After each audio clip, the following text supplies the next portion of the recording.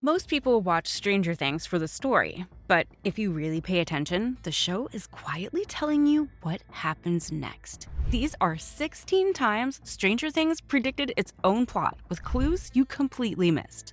Starting off with number 16, the Demogorgon game was never just a game. Season 1, Episode 1. The Demogorgon! Right at the start, the boys are deep into Dungeons and Dragons. It feels innocent. Just kids playing. But look closer. They're fighting the Demogorgon, and Mike warns it's their hardest battle yet. Then Will fails his role. Game over. And seconds later, real life mirrors it. Will disappears. That game wasn't random. It was the show quietly telling you what was about to happen.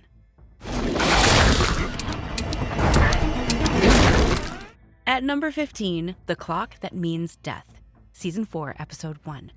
In Season 4, that creepy clock sound keeps repeating. At first, it feels like background horror, but it's actually a signal. Every time it chimes, someone is about to die. It follows Chrissy before anything even happens. That's what makes it scary. It doesn't react to death, it predicts it. 14. Jason's joke that became reality. Season 4, Episode 9. Jason casually says a hangover feels like being split in half. It sounds like a dumb joke. You forget it instantly. But later, during the chaos, the gate tears through Hawkins and through him. He's literally split in two. Same words, same outcome. It hits harder because he said it himself.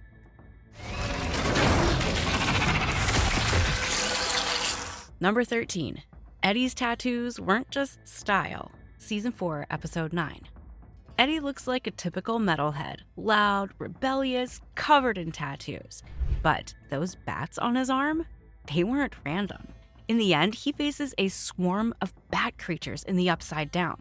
And he doesn't run, he fights them. The same creatures that were on his skin all along.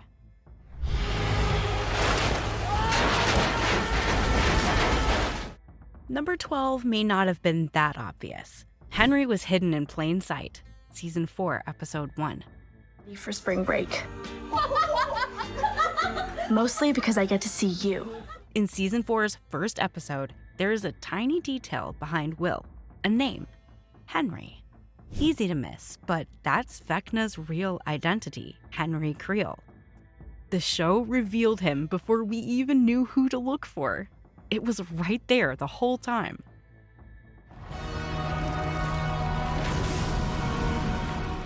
(11) Lucas vs. Dustin was predicted early, Season 2, Episode 2.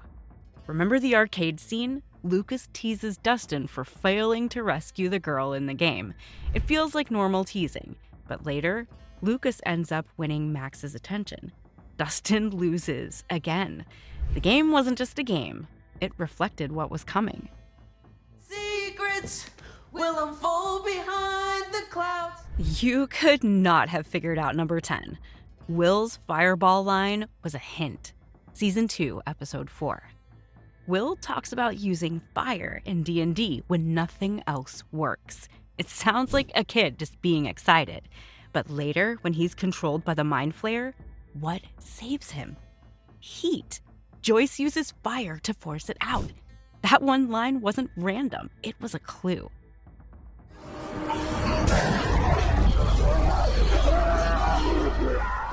We all pretty much saw number 9 coming.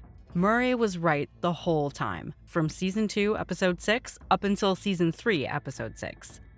Murray sounds crazy at first, talking about Russians in Hawkins. Nobody takes him seriously. But Season 3 proves everything he said was true. Secret base, hidden lab. He wasn't guessing. He saw it before anyone else. Oh. Anyone want to trade jobs? Number 8. Another one that couldn't be easy to figure out. The clock cracks match the gate. Season 4, Episode 1 and Episode 7.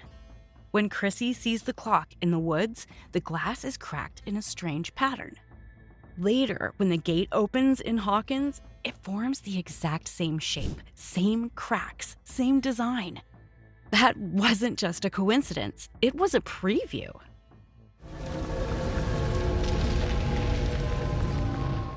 7. The Roman numerals weren't random.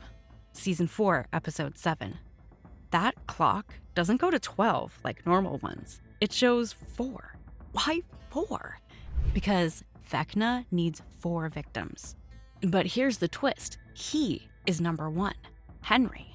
The rest follow. The numbers were telling us his plan from the start. 6. The dice roll mirrors the finale. Season 1, Episode 1, and Season 4, Episode 9. Dustin rolls an 11. He fails.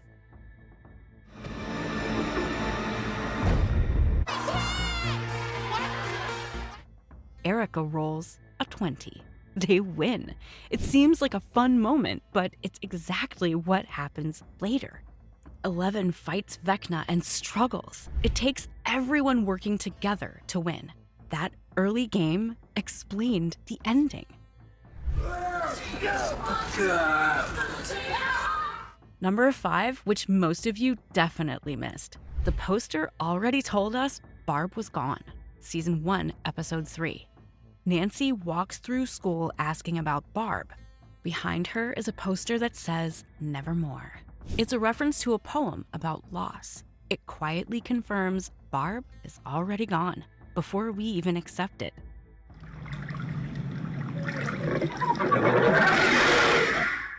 Number 4 could only be noticed by the OG players. The hand and eye symbol was Vecna's mark, Season 2, Episode 7. In Season 2, there's a symbol in the background, a hand with an eye. Most people ignore it, but it's tied to Vecna in D&D lore. The show hinted at him long before introducing him.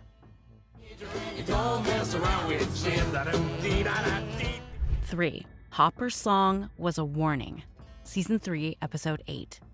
Hopper sings in the car, laughing, relaxed, but the song ends with a man being killed.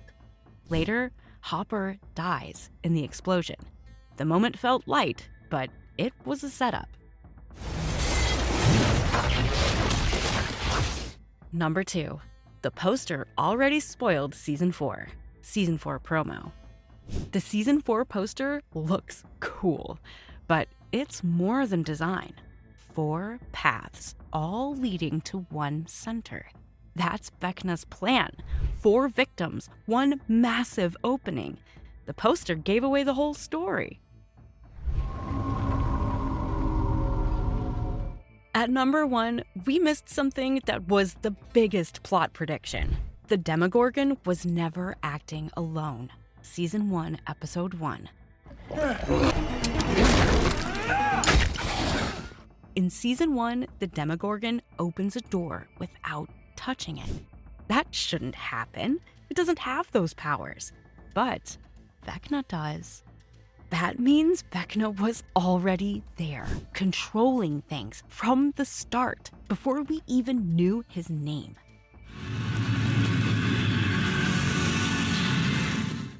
Once you start noticing these clues, the whole show changes. Nothing feels random anymore. Every small detail means something. And the craziest part, most of it was right in front of us the whole time.